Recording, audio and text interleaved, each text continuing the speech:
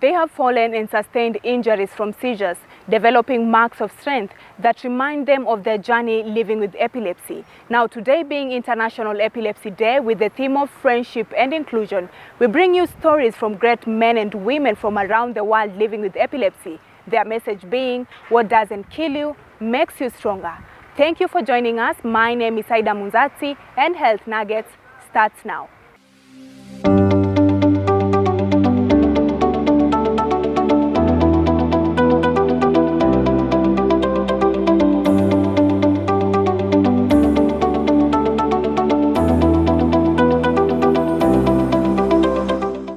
Omari Said, a 35-year-old living with epilepsy, abandoned and disowned by his family due to his condition. Despite this, Omari lives what anyone would term as a full and normal life.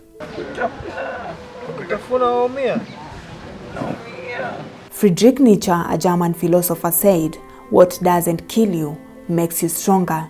Omari's scars not defining him, but reminding him of his epilepsy journey. Mara alikuwa na ile hali ya kufitika,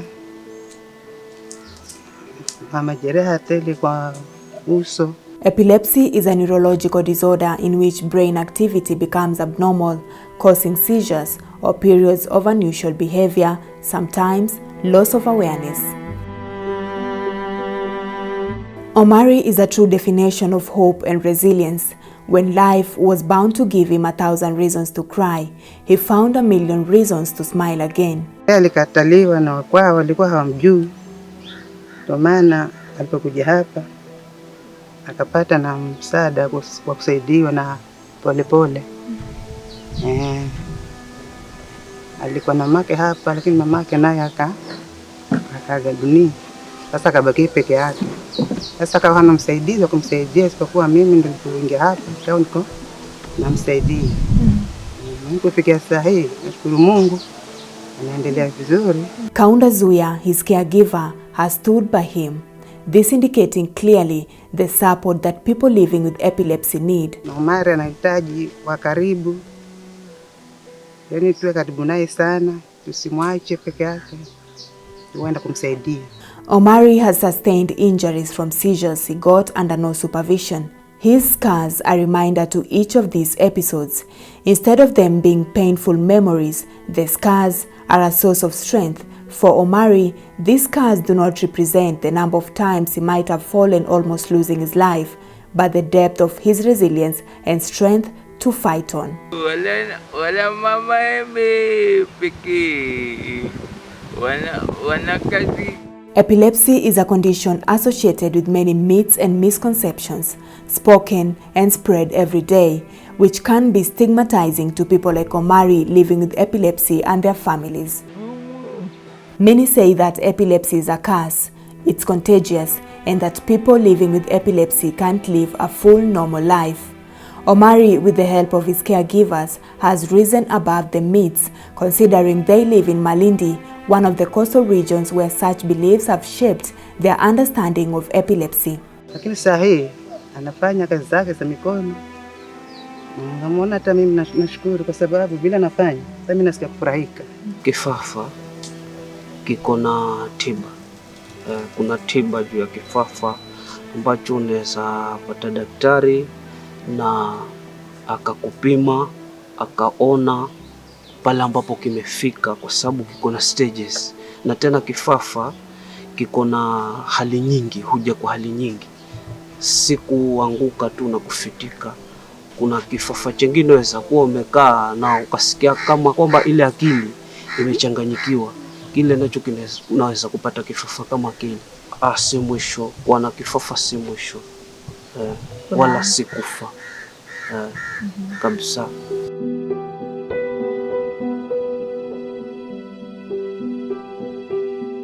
I actually started having seizures when I was probably 12 years old, 13 years old, but I didn't realize that's what was going on. David Pound is among the 3.4 million people in the United States living with epilepsy.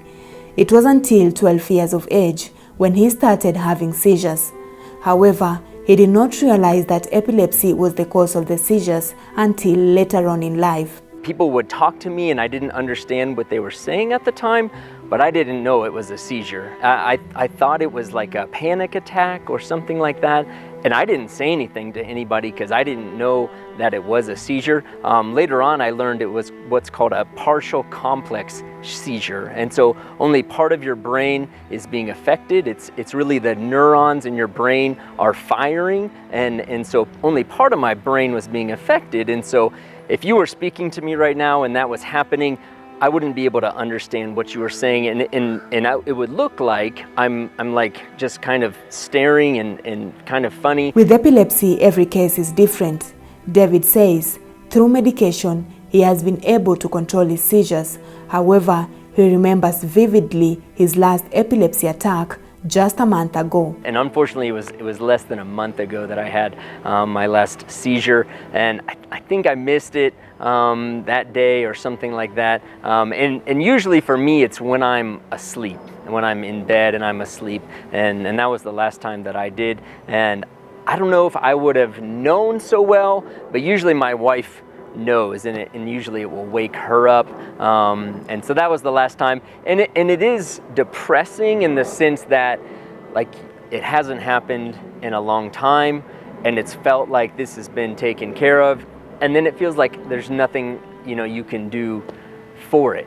As the world marks International Epilepsy Day, it is evident that the public is ignorant about this condition, not just here in Kenya, but around the world, many not knowing what to do in case someone around them gets a seizure. And in the States, there's not an idea of it being, you know, spiritual or from a dark magic or things like that. That's not right there. Some people wouldn't understand it. They might not know what's going on. If somebody fell down and had a seizure, they might not like realize what it is necessarily, but they wouldn't equate it to, you know, black magic or something like that. They wouldn't think of it that way, because there are lots of people in America who have epilepsy. And so that's a thing that people understand in general. They might not see it and think right away, oh, that's epilepsy. They might think this person's having a heart attack, or this person, you know, is just having some kind of stroke or something like that.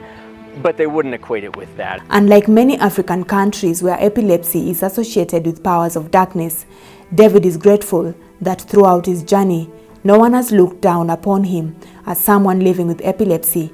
Majority of those he interacts with can't even tell unless he mentions to them. And I pretty much just say that's because there's not a big problem. There's not, you know, anything weird about somebody with epilepsy. You know, it's not a big problem. They're not weirdos. They're not, you know, something strange about them or something. They're just normal people just like you. And most people with epilepsy can treat it with medication almost completely. Like I said, some have a hard time finding that dosage that they need or that cocktail of drugs that they need. But for the most part, you wouldn't even know that somebody had epilepsy. You might work with somebody that has epilepsy. You might be neighbors with somebody that has epilepsy, and you might never know. Probably most people that I've been their pastor have no clue unless I talked about it while preaching in a sermon. And then they'd be like, wow, I never knew such a thing, because you don't look any different, you don't act any different. As a person living with epilepsy, one has to know his triggers for them to manage the condition, staying away from anything that would cause an attack. And some, they just have a really hard time finding it. And when they did a lot of tests on me from the neurologist, CAT scans and things like that, they weren't able to find out where does this originate. But it's really important to understand that it is medical. And so as they put me on prescription drugs, they were able to treat it pretty quickly. And so those partial complex seizures then went away. And so as long as I took the prescription drugs and stayed on that and really started to learn what is going on, they were able to treat it. Epilepsy knows no race, color, age, or gender. Anyone is at risk. Being a caregiver to a person living with epilepsy can change one's perspective of life, many learning to appreciate life and love those around them. Jen Pili is a mother of 5. Never did she imagine that her last-born daughter, Mercy Kwekwe, will develop epilepsy. When the doctor broke the news to her, she couldn't believe it, neither did any member of her family.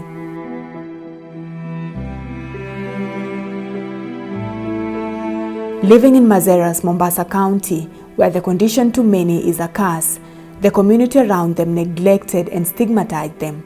Immediately, they realized one of them had epilepsy. Kwa sababu huyu ni mtoto. Na mimi kama ni kuulizwa kama unavyoniuliza saa hii, leo hii tumekuja sisi tunataka ugonjwa tu transfer. Ningesema utoeni kwake, unipatie mimi. Juu mimi nina hisia ya kwamba nikisikia unakuja pengine nitasikia kisozi nikae chini. Lakini yeye hatafahamu hana. So ninasema kwa nini Mungu alizungusha hiyo akaona ikuje tu kwa mtoto wangu. After seeking treatment, she became hopeful about her daughter's future. So kutoka anze hiyo kupata dawa bila kukosa amesaidika. Lakini sasa kule ili pale nyuma alikuwa akianguka wakati wowote saa yoyote, tena karibu hata mara 5 kwa siku. So kulingana na hiyo hali ndio ilimuaffect mpaka kichwa chake kikawa kimefura kila upande, majeraha hapo mwilini. Sasa hiyo ndio ilikuwa inasababisha ukosefu wa dawa. If one member of the family has epilepsy, indirectly the rest are affected. This was not different with Mercy's case, as it forced some family members to quit their jobs to come take care of her. Aninafu nilipotoka tu pale kwa jiko na yeye akawa attacked, akaangukia lile jiko sasa na kifua. So ilikuwa changamoto kwa sababu alikuwa amevaa nguo, hizo nguo ukijaribu kumuinua huyo mtoto anainuka na hilo jiko kwa sababu nguo zenyewe zilikuwa ni za nylon. Sasa zimeshikana na hiyo nguo na mwili wake ukimuinua. Ikabidi sasa nimweke chini nianze kuvuta hilo jiko, maana limeshikana na nguo ambazo alikuwa amevaa. Hata huko tumboni kuna majeraha sana. Ni vile tu akivaa yamefichika. Namshukuru Mungu pia kwa hilo. Today she lives to give hope to other children and people living with epilepsy, with the scars on her body as a result of seizure, serving as a reminder that tough times don't last, but tough people do.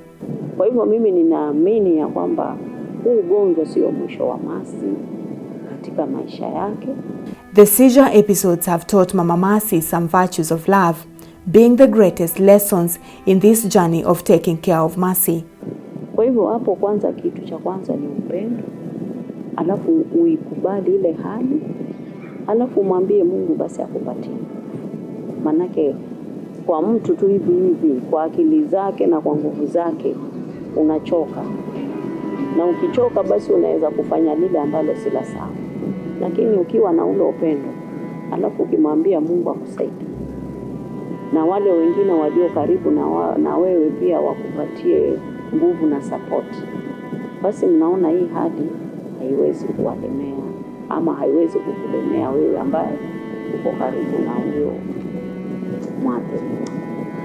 Kwa hivyo kwa yeyote yule ambaye pengine angekuwa anapitia hali hii, kwa ushauri wangu ningemwambia kitu cha kwanza, despite the pain and challenges, she remains hopeful and patient as things are already starting to look up.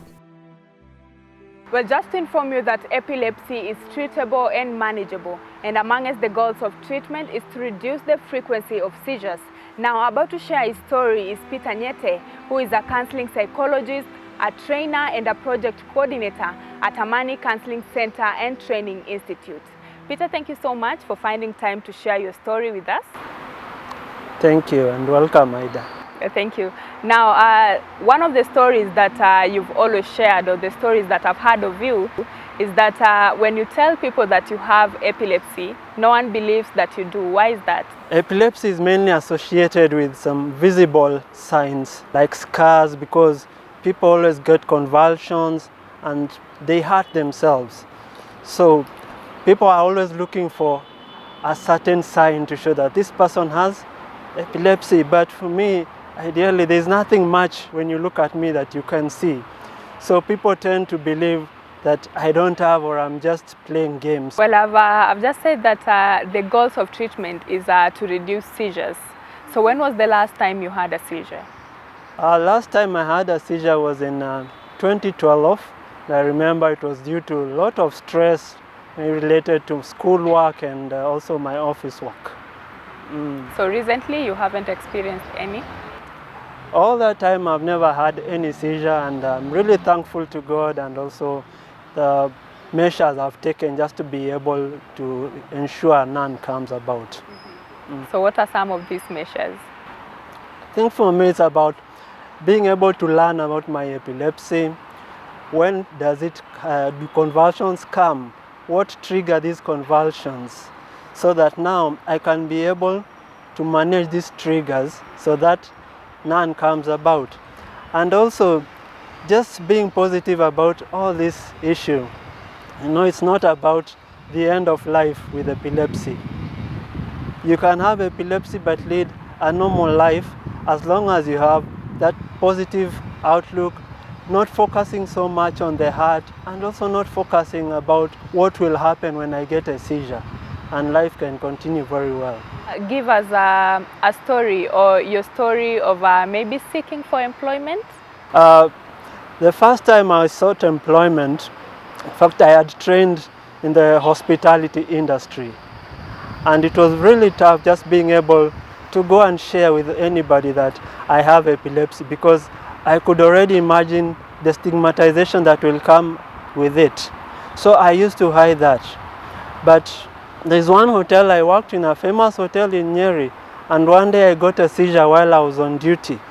And that was the end of my work. They just came and told me, we cannot keep you because you will spoil the image of our institution. So the challenges that you face, do people live, those that are living with epilepsy currently, do they face the same challenges? Very much. In fact, even more than me. Because you know, when people just associate that your epilepsy, particularly, they see it as a curse or demon possessed, nobody will want to be with you. Nobody will want to take responsibility of you. So the best thing for them is to put you aside, to reject you, and then who is left there wanting to be with you? And I would really like you to bring out how you maneuvered, like how did you make it? For me, it got to a point, and I told myself, you know, my life is about me, not about other people. So I decided, let me live my life, not other people's life. Well, there's one other thing that you love mentioning about your tooth. Maybe you can just share about it. Yeah, I've got a cracked tooth. I don't know whether it can be seen. Yes, and this tooth, I got it back then. One time I got a seizure and I hit myself on a cabinet. But this tooth, for me, I like using it now like the mark to show that, yes, I have epilepsy. But again, it's not just a mark. No, sometimes when I look at the journey I've gone through and the gains I've gotten because of it, and people may not believe that I have epilepsy, I just want to maintain it. You know, like I have, I'm exempted from paying tax, but sometime I may go to ask for to renew the tax exemption, and they're asking, so what can you show us that you have epilepsy? So I just like maintaining it and just also being an identity that I can identify or associate now with other people with epilepsy.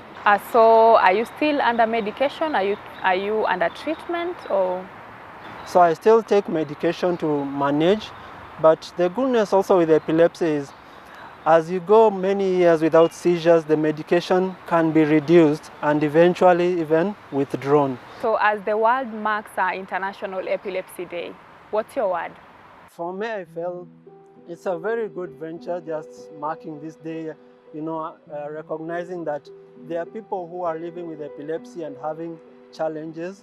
It's very good, but I also feel they still need to do much more so that people accept the condition, that is creating awareness surrounding it, just letting people know it's not a curse or a person who is demon possessed. I also feel it's good that people are made to understand and accept themselves. You know, without accepting yourself, then you're fighting a battle which you'll never ever win. So there's need also for that, to be able now to make people understand and accept themselves and appreciate their journey. And also to make people have the confidence that they can still make it in life like any other person who does not necessarily have a disability or even epilepsy. And above and beyond that, the world just to come together and support this person with epilepsy, so that one day they can be self-reliant, they can be independent, rather than making them just be dependent on every other person this any other time.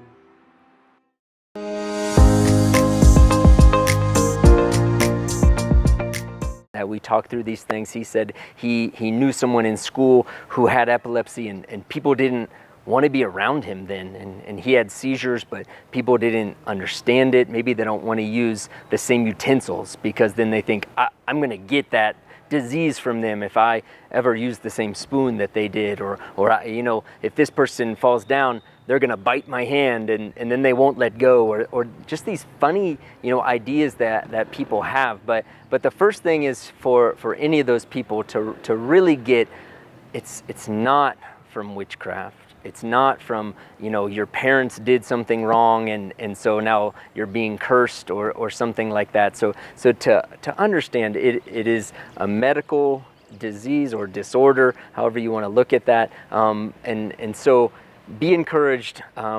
It's not spiritual in that sense.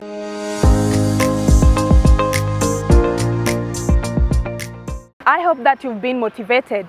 Not just you who is living with epilepsy, but also you who is living with any condition or no condition. We are always happy to have you here on Health Nuggets. Thank you for your comments and suggestions. Until next Monday, my name is Aida Munzatsi. Be healthy, stay healthy, and always remember, your health matters.